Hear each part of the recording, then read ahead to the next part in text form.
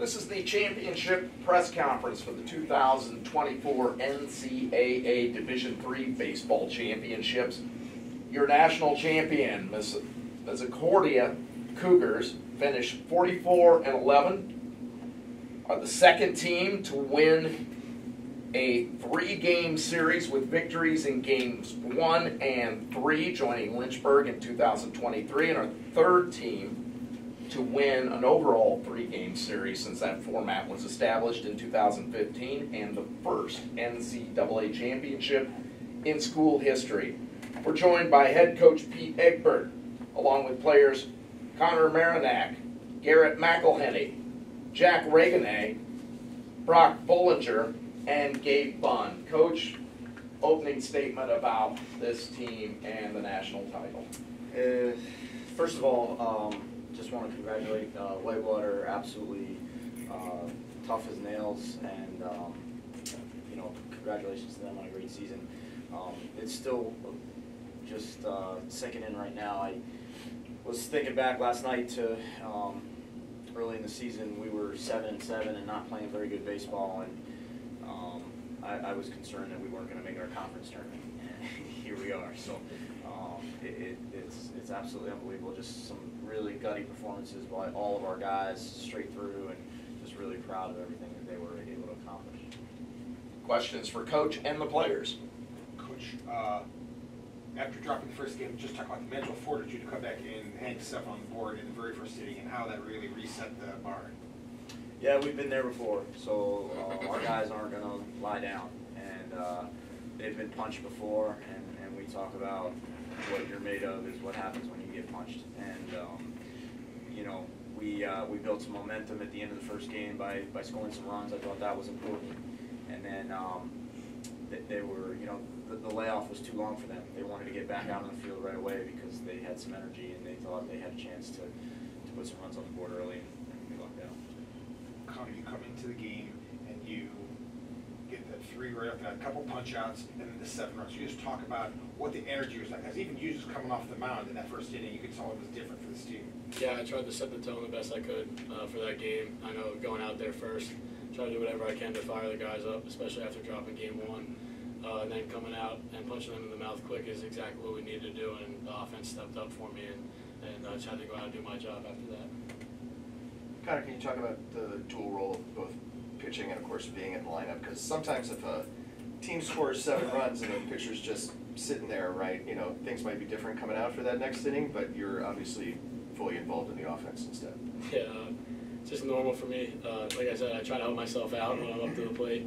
Didn't really do that too well today, but barreled a few balls right at somebody. That happens. Just proud of my guys in front of me and behind me that picked me up after that. I just had to, like I said, do my job on the mound. Try to limit their lineup top to bottom was really, really good. Swinging the bat, so I just had to do whatever I could to keep us in that game and lay it to no for end up closing it out.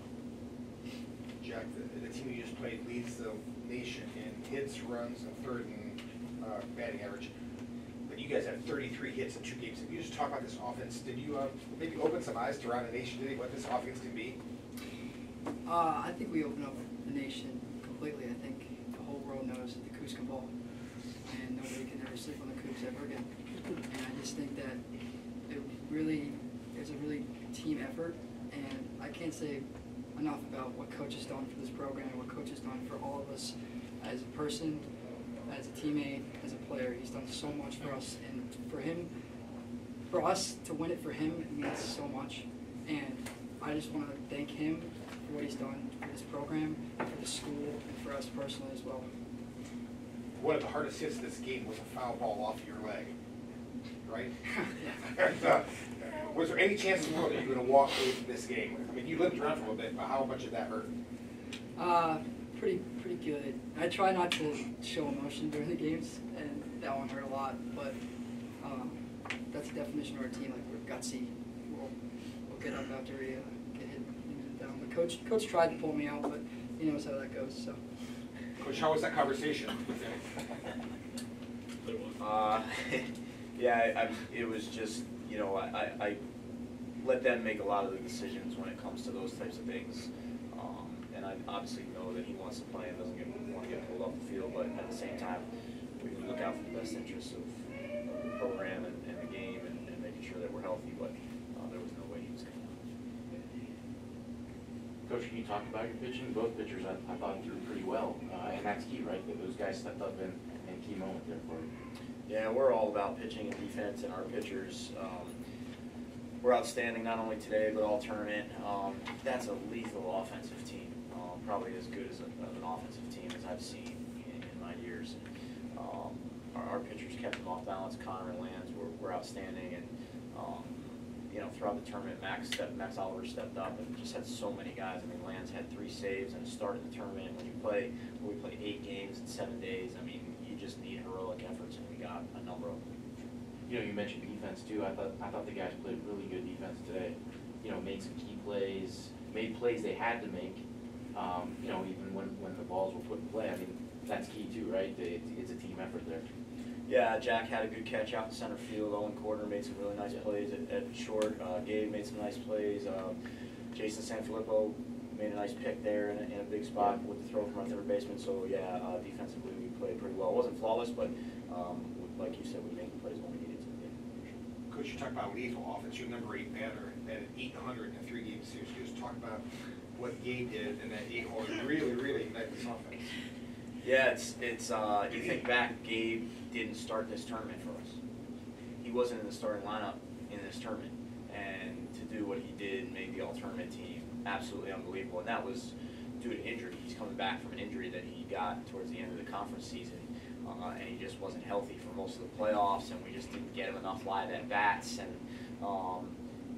you know, he knew his number was going to get called, and he stuck to his preparation and got himself stronger and healthy, and just to be able to do what he did. I mean, he had so many clutch hits and put himself in a hole in a number of at-bats, and then just battled, and I'm guessing a number of those were 2-strike hits.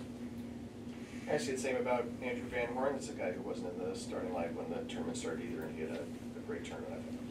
Yeah, absolutely. 2 guys, you know, I just didn't think offensively we were clicking as well as we needed to be at the start of the tournament, and we made some changes, and we got other guys on that bench who didn't play that much who I think can contribute as well. So really good that both Drew and Gabe stepped up, and not to discredit what Hoff and Brooks have done all season for us, because they were a huge part in helping us get here.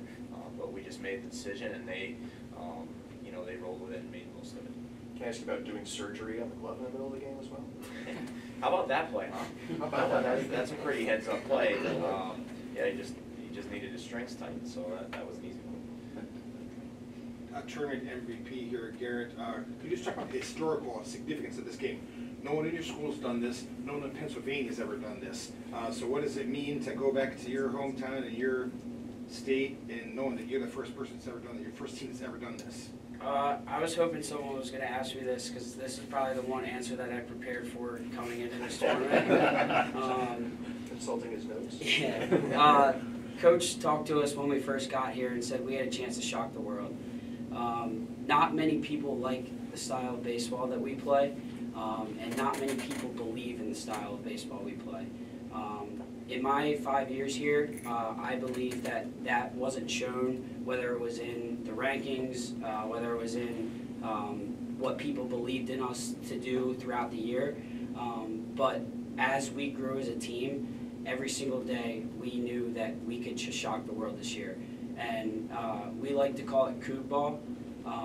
And when Coug ball is played the right way, it can win you a national championship. And to be able to come out here, all 43 of us, and buy into every single aspect of what this program believes in, I believe we did shock the world, and I think people should start to understand and take part in what Coug ball is all about, because it works, it plays at the highest level, and if you can't believe it, you better open your eyes, because this program's not going away. We asked Whitewater who else plays that style, and anybody they play, and they said no, just you do. Yeah. Style of ball, I mean, we watched it, obviously, but could distill it, describe it for me? I mean, the goal is to bring you into the mud, drag you through it, and not bring you out of it. We're going to come out, and they're not. That's the style of play in simple terms. And there's no other way to put it.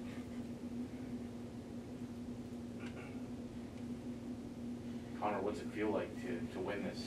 You know, is it kind of set in yet, or right? Not yet. I mean, watching that final out just felt like slow motion to me. Yeah, I mean, I love these guys. I mean, my freshman year coming in, Garrett and Jason and all those juniors really took us under our wing. My whole class pretty much, and just we became a family right away. And last year we got a little taste of it, and I felt this year from the beginning it was different.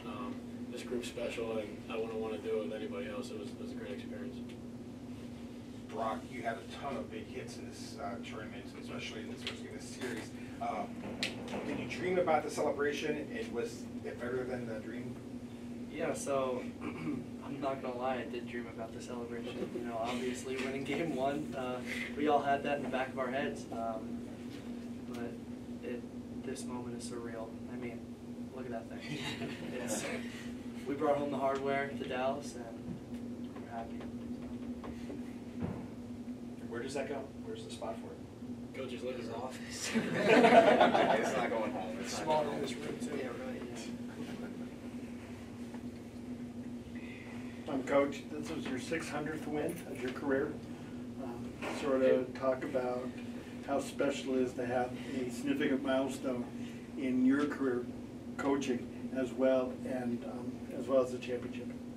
Those things are garbage. Those things are for you guys. I don't know, the last 5 or so years, those milestone things are, you guys make a big deal out of those. Those are ridiculous. It just means that I'm old and I've been around for a long time. This is what it's worth.